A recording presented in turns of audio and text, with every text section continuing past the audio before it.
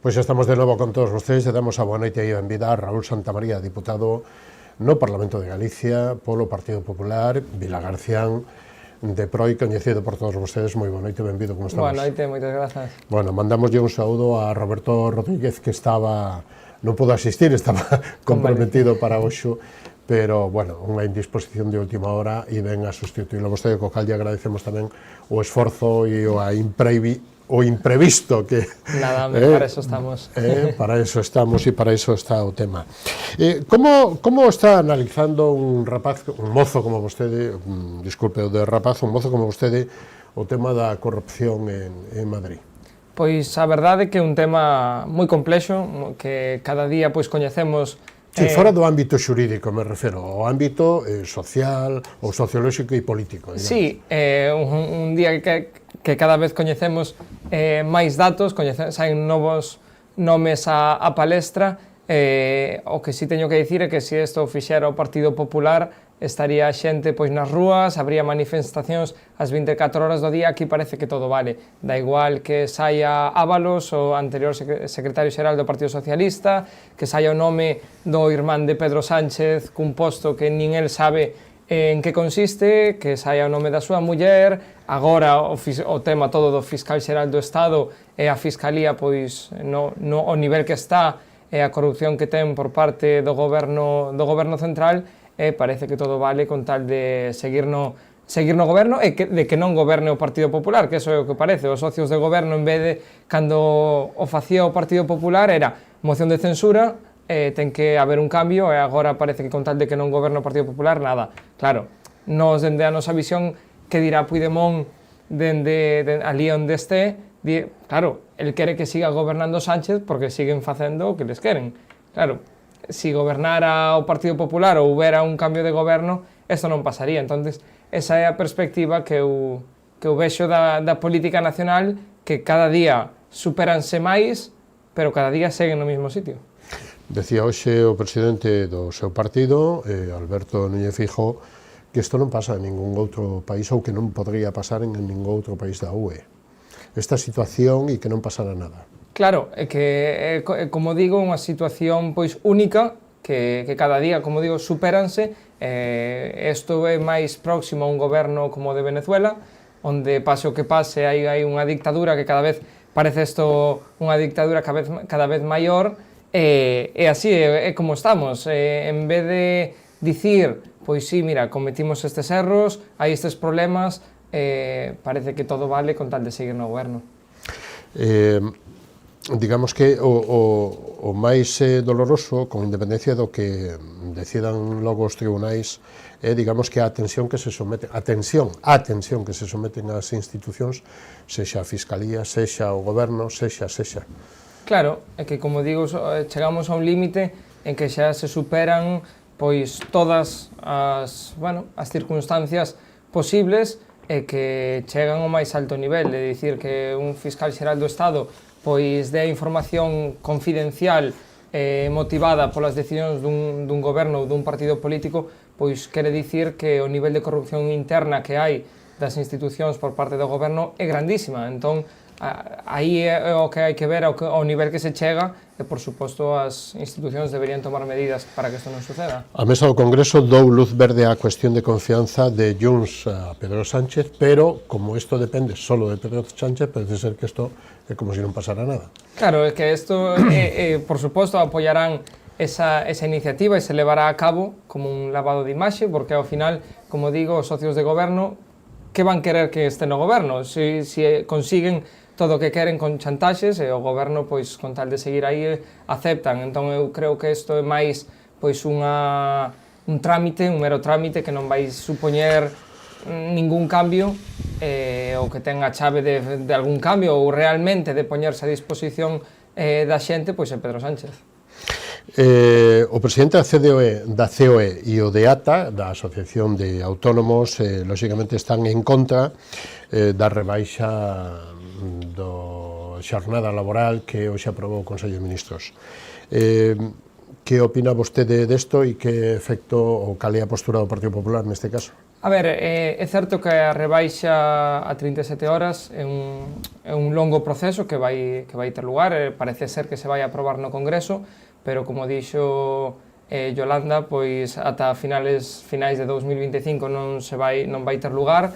Eu creo que é moi importante contar cas pymes, porque as pequenas empresas, os pequenos comerciantes din que isto pois vai supoñer tamén moitos cambios que non se sabe que va acarrear. Como digo, pois agora haberá un proceso para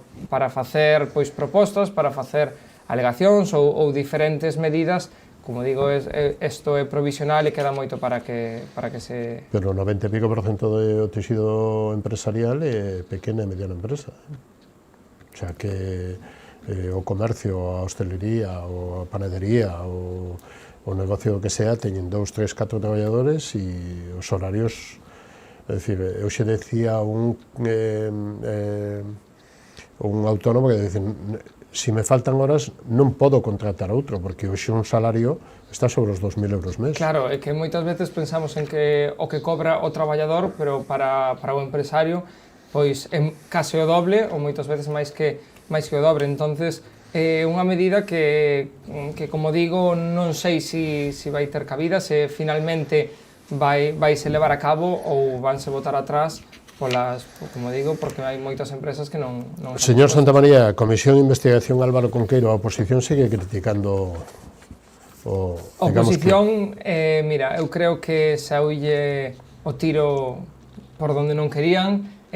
pensaron que ia ser unha baza que iba a tener o Bloque Nacionalista no Parlamento de Galicia, e viron que non é que se lle saíra ben, senón que viuselles en contra, porque o que saiu foi reforzado ese hospital, que é situado como un dos mellores case de España, por suposto, é un dos mellores hospitais de Europa, que a Xunta de Galicia non fixo nada irregular, como sinalaba o Bloque Nacionalista, e agora din que acudirán outros medios, que acudan os medios que queiran, pero a realidade é a que eles pois siguen na súa medida de intentar manipular a realidade, manipular os datos, con tal de enganar a xente para contraatacar a un goberno do Partido Popular que está a facer unha xestión impecable e que está a facer unhas políticas en sanidade que son pioneiras a nivel nacional, que é certo que eu non vou vir aquí a decir que todo é maravilloso, porque hai moito que mellorar aínda, pero o que está a facer o goberno de Galicia é traballar, aínda que a oposición, pois en vez de axudar ou propoñer medidas, pois o que está é a contrarrestar e a frear eses avances, pero o que sí que podo dicir é que a Xunta de Galicia é propulsora da sanidade pública, por suposto, e o que lle pedimos a oposición é que deixen de manipular e enganar e que traballen se realmente lles interesa. Seguimos repasando a actualidade, se lle parece, señor Santamaría. A Xunta xa ten 24 dos 27 informes para a tramitación en Mitel de Altri e habría outros 9 estudios que dependen de entidades alleas ao ámbito autonómico. Aquí as críticas tanto da oposición do Bloque como dos grupos ecoloxistas e da Asociación de A Pedra, da Plataforma pola Defensa da Ría de Arousa, están sendo moi duras e moi críticas con este proxecto de fábrica. Que pode dicir vostede? Mira, o que nos dicimos, tanto de Altri como proxectos como a Mina de Touro, proxectos que teñen que están abarcados pois neste ámbito que parece ser, como din a oposición, parece ser, según eles, que teñen que atentan contra a ecoloxía, contra os sectores ambientais, pois nós o que decimos é que nos deixamos traballar os técnicos que traballan na Xunta de Galicia. Creo que Galicia pois conta cunhas bases, uns requisitos dos máis importantes a nivel europeo, polas circunstancias nas que nos atopamos, nas que se atopa Galicia e a nosa zona de costa, e creo que son eses técnicos os que teñen que avaliar e decidir se estes proxectos son aptos ou non aptos. Por exemplo, a Mina de Touro xa hubo un proceso para decidir se se podía sacar adiante ou non, nese momento non sacou adiante, están outra vez nese proceso pois de loitar por indicar que eses baremos sí que os cumpren, o mesmo con Altri, nos, o que está a facer a Xunta de Galicia, de deixar traballar os técnicos, e no momento que se cumpla ou non se cumpra cuns criterios, como digo, moi estrictos, pois se decidirá se pode sair adiante ou non. O que temos claro dende o Partido Popular é que nos non imos por barreiras que non permitan pois empresas ou negocios que traian pois postos de traballo, que melloren a economía de Galicia, como estas dúas empresas, sempre cando cumpran cuns requisitos, por suposto, que non traian problemas ao sector do mar, que non traian ningún problema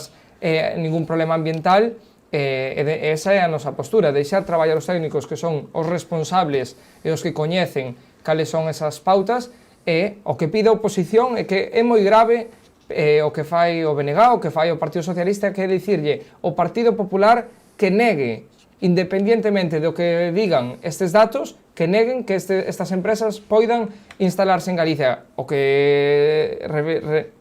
refleixa iso é que o que piden é que o Partido Popular prevarique, que non deixe a estas empresas estar en Galicia cando cumpren os requisitos para estar en Galicia. Entón, a miña postura e a do noso partido é deixar traballar os técnicos e que digan eles se cumpren ou non cumpren para instalarse en Galicia. A semana que ven creo que o presidente dará conta desto no Parlamento, non? Correcto. Vale. AP9, seguimos, AP9. Os transportistas, lóxicamente, rexeitan, e os usuarios estaremos todos en contra das subidas, como é lóxico, pero principalmente os transportistas, os profesionales, vale? A Federación de Transportistas. A Xunta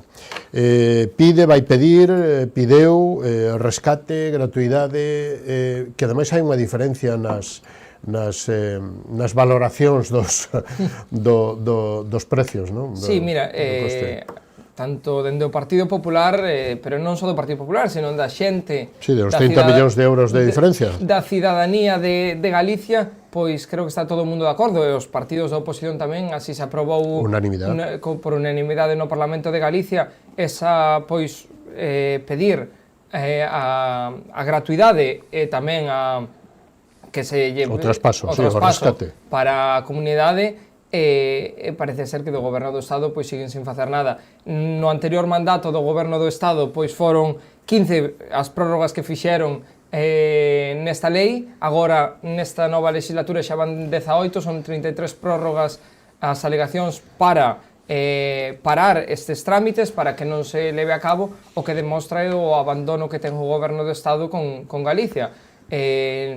Xa son, escoitábamos o señor Besteiro antes das eleccións dicir que se ele era presidente de Galicia, pois ao día seguinte a P9 ia ser gratuita, xa non é que non sexa gratuita, senón que cada día sube máis os prezos da P9, e nós pois seguimos insistindo, e tamén o Bloque Nacionalista Galego, nese pacto que firmaba Ana Pontón ca vicepresidenta do Goberno, a señora Montero, ese pacto cunhas medidas que dicía que para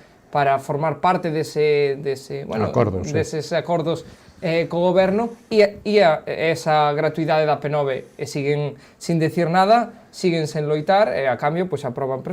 queren aprobar presupostos, queren aprobar moitas cousas, pero deixando de lado a Galicia. Nós o que dicimos é que si tantas cousas, en vez de darllas á comunidade catalana, a Cataluña, aos independentistas con esas pretensións, esas chantaxes, pois que se acorde un pouco máis de Galicia e dos galegos que levamos anos demandando esta medida. Vostede que todavía é un mozo, cales son os plans primeiro as necesidades que ten a xuventude e os plans da Xunta para tratar de resolver ou paliar estas e afrontar que os xóvenes afronten un reto máis axeitado? Pois mira, eu creo que un dos problemas que máis trata a xente é o tema da vivenda. É un tema que preocupa moito a mocidade, porque agora de independizarte, pois tes moitas dificultades, e a Xunta de Galicia creo que está a facer unha labor moi importante, a apostar moito pola vivenda pública. Nesta legislatura, pois, se propuxo aumentar e duplicar ese parque público de vivenda, pero non só iso, senón en concellos de menos de 10.000 habitantes, esas axudas para menores de 36 anos de ata 16.000 euros para a compra desa vivenda, para máis de 36 anos ata 12.000, axudas para a compra de vivenda en cascos históricos, esa axuda para o aval do 20% tamén, que moitos mozos e mozas pois non consiguen ter eses aforros para chegar a ese 20% que os bancos pois non dan nas hipotecas, que só chegan ao 80%, tamén a Xunta de Galicia pois pode ir de aval, axudas tamén de eficiencia enerxética para esa renovación nas vivendas e, por suposto, o que na mocidade, digamos, que actual, que ese bono emancípate, que ata 3.000 euros se compras vivenda ou ata 1.500 si alugas unha vivenda, para eses gastos primeiros pois de mobles, gastos de notaría, mudanza. Creo que son unhas axudas moi importantes para que a mocidade pois poida tomar esa decisión de emanciparse cando quere conseguir un traballo, porque moitas veces temos que acudir a outra cidade, a outro concello, para topar ese traballo. Creo que son medidas pois moi importantes, ao igual que para estudantes, pois esas vivendas compartidas temporalmente para conseguir esa vivenda. O plan de vivendas da Xunta 24 e 28 do presidente Alfonso Rueda e a conselleira a señora Allegué. 4.000 vivendas a final do mandato da legislatura, 1.500 aproximadamente para o brando ano que ven, o 26. Sí, xa se está a cumprir, creo que é prácticamente 2-3 concellos de Galicia que aínda non teñen ningún plan sobre a mesa sobre esa posta en marcha de vivenda pública, pero creo que se está a facer, que o obxectivo de duplicar ese parque público de vivenda vai ser real, e xa digo, dende os primeiros 100 días xa se está a facer. Creo que esas propostas que fixo a Xunta de Galicia pois o Partido Popular son reais e se están a facer, e por suposto co traballo da conselleira de María Martínez, que está a facer un moi bo traballo pois nese ámbito. Isto dice a Xunta e a conselleira que lóxicamente vai a incidir na baixada de precios, porque vai a poñer máis vivendas no mercado, e que vai lóxicamente mellorar a accesibilidade a vivenda principalmente para os mozos. Que incidencia ten a ocupación con K para que o propietario dunha segunda vivenda ou dunha terceira vivenda non a poña no mercado por medo a... A ver, ao final, os que son propietarios dunha vivenda o que teñen é que estar protegidos de cara a que non se den estas circunstancias. Ao final, pois, se ti tes, como dis, unha segunda vivenda que moitas veces é esa fonte de ingreso que tes mensual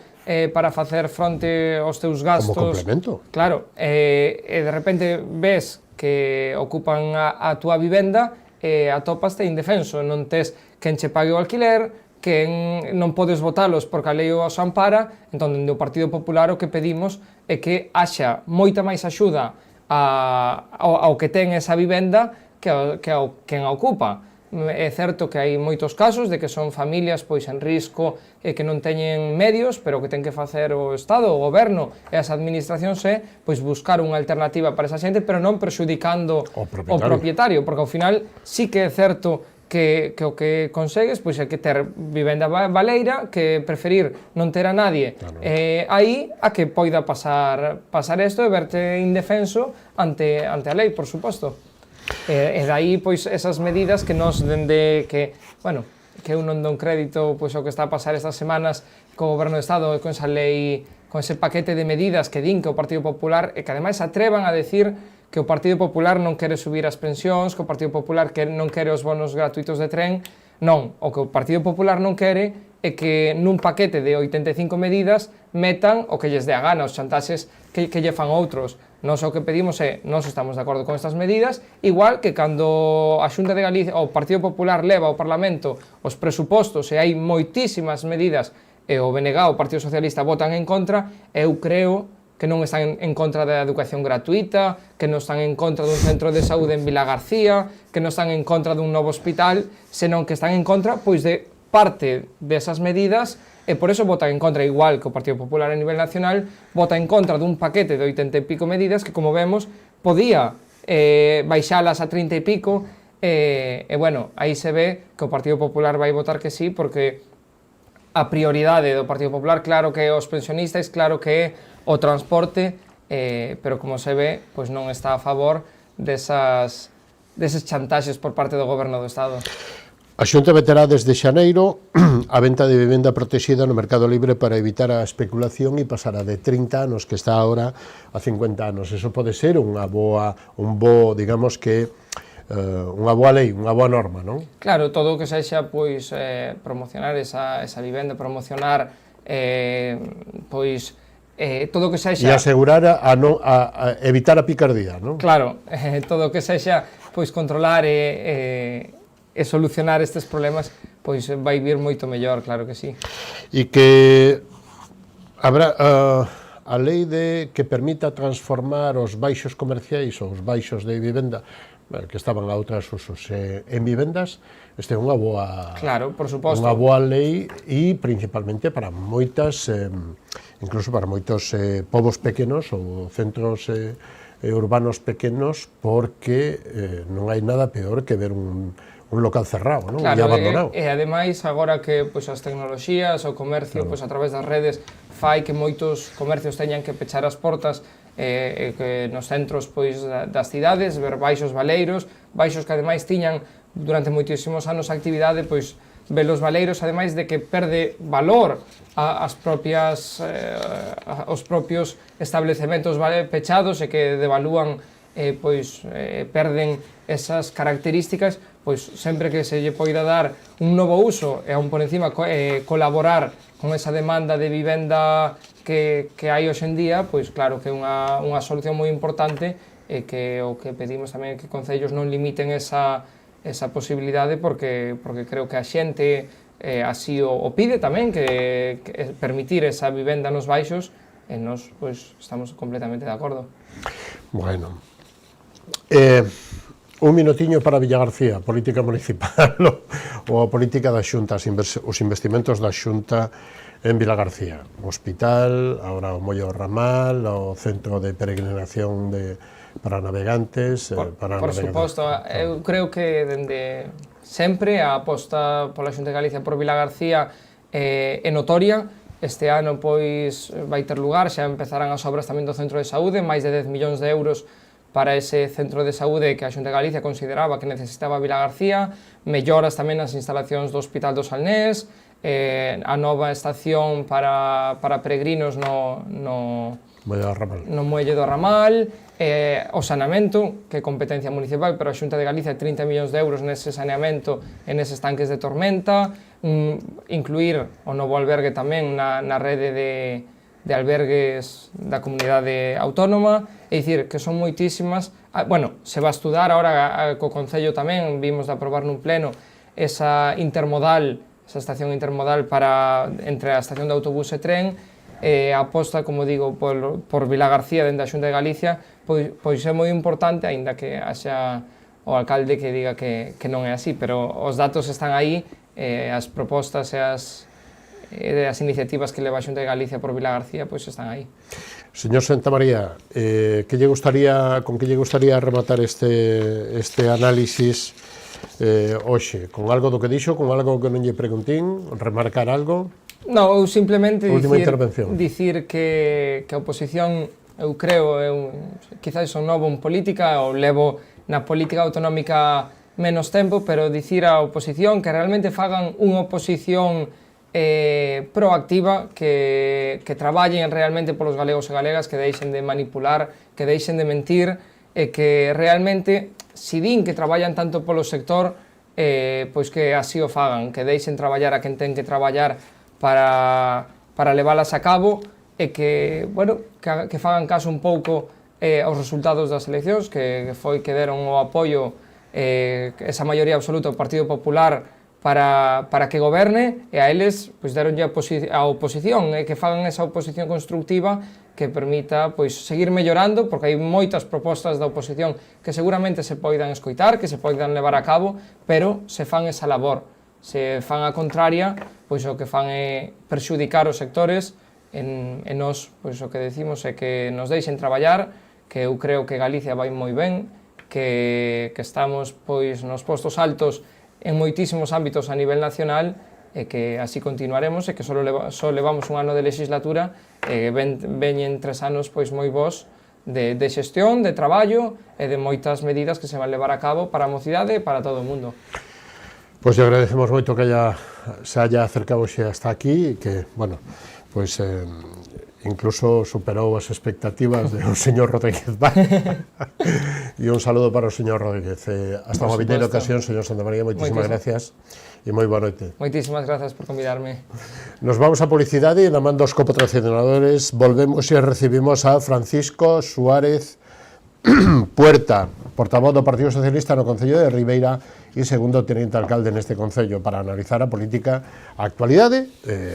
da política, pero tamén a política municipal neste Concello, así que non o perdan. Hasta dentro de un instantiño.